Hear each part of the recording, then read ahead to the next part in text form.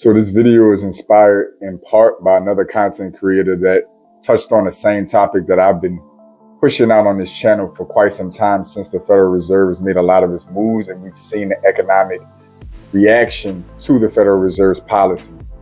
That content creator is going to get a shout out from me, and I'm also going to link their original video down in the description. But I'm going to put my own perspective on it in this video. And the concept of the video, what we're both talking about essentially at its core, is that your credit score in a lot of cases does not hold much weight when it comes to applying for credit. We're going to cover that in this video. This is JP from Blueprint for Prosperity. We're going to get right into it. So the video that I'm dropping in the description, the content creator, he basically gave his take and observation to how credit scores are not getting the same response in the lending market that they once were getting when money was free flowing, when credit was free flowing. And what that means basically is that you no longer can have a high credit score and a paper thin credit profile and expect to get approved for the same type of funding or same access to credit. It's not realistic. I've been putting that out on this channel for quite some time, even despite the banking crisis, the lending crisis and lending tightening situation going on. I've actually been putting that same concept out on this channel for a while. I thought it was very admirable that this content creator ran across the same information in his own experience and put it out there.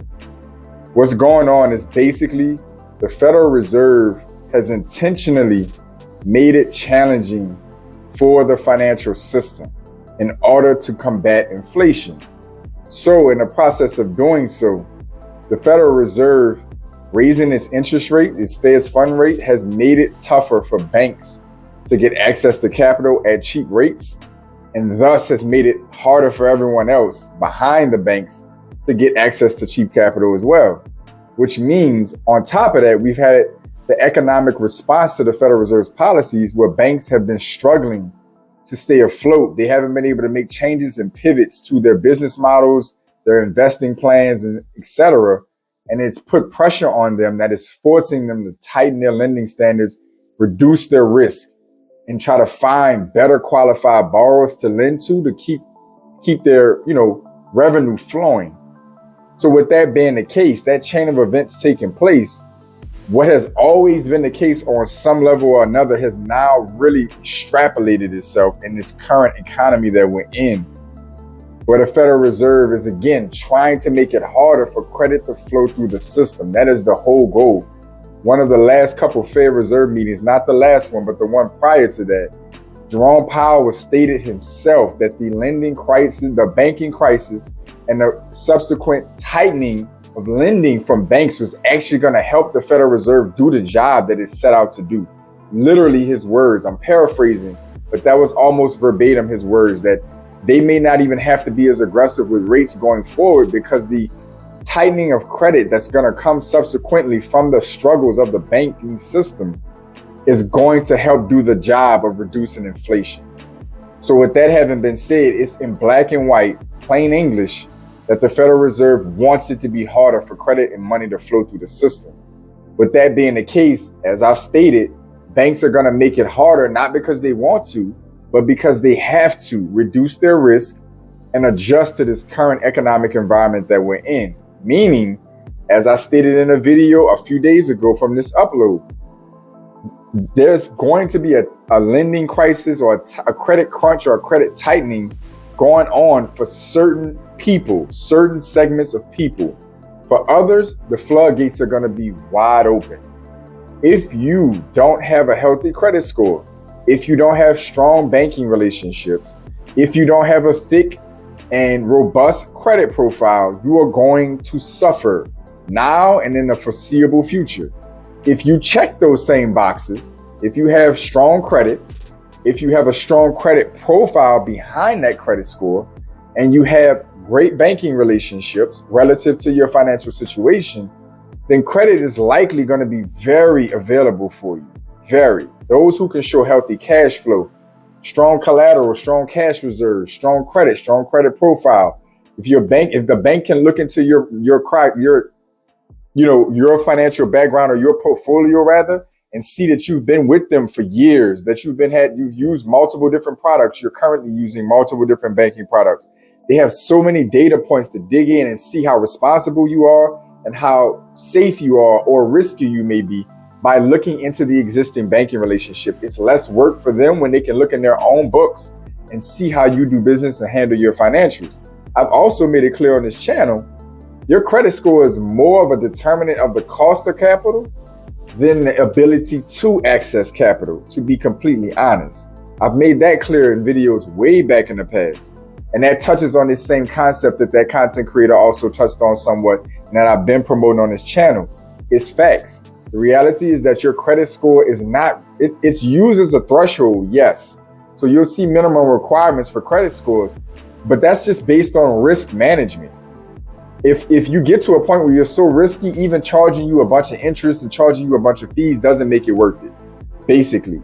That having been said, credit scores have never necessarily been the determining factor of getting approved, because somebody's 750 FICO score and somebody else's 750 FICO score can be drastically different underneath the hood. Meaning when you go to look into the credit profile, this person may have 2 authorized users and 2, starter credit cards they've had for 2 years and just have been paying on them well. This person over here may have 15, 20, 25 different trade lines to get to that same 750. Who do you think a lender's gonna trust? They're gonna go with the person with the most data points and the most experience. They can see how you've managed multiple different products over an extended period of time, multiple economic cycles. This is why credit scores are calculated the way they are. And so he put out a great point in his particular video, and I'm definitely gonna stamp it here and continue to advocate that point here, that it is utterly important that you put together strong banking relationships relative to your finances. If you don't have $1 million, it's fine. Set up direct deposits, borrow effectively, use your debit cards, get credit cards, use these different products, manage that banking relationship, get in connection with the bankers in person if possible. Make connections. I assure you, it makes a difference. Get a thick, healthy credit profile. Get a robust credit profile. Don't hide behind 50 different authorized users or 20 different credit cards, no installment loans. Get a robust credit profile. It makes a difference. So I just wanted to stamp that and give commentary on the video that I saw from that content creator. I believe it's Mark Vargas, if I'm not mistaken. It will be in the title and the description, all of that, to make sure that he gets his flowers. But I've definitely been pushing that on this channel, and I'm definitely going to advocate it more here. Hopefully I've given additional clarity to this topic so you can know how to move forward and adjust to what's likely to be a reasonably extensive tightening cycle. Not for everybody, but for anybody, for anybody that is not considered safe to do business with. Safe and familiar. That is what lenders are going to be looking for. To all my pioneers out there, thank you for tuning in. I enjoy bringing you this content. Comment down below. Let us know what your experience is as far as your banking relationships. Are you experiencing, this tightening on the credit crunch situation? Are you experiencing that? Or is money free flowing for you? Are you getting access to a ton of credit? If so, let us know the details down below in the comment section. As always, to all my pioneers out there, I want you to stay focused, stay in motion. I'll see y'all soon. This is JP from Blueprint for Prosperity Network, a channel dedicated to helping you increase your net worth through relationship banking, maximizing your borrowing capacity, the proper use of life insurance, and the ownership of real estate.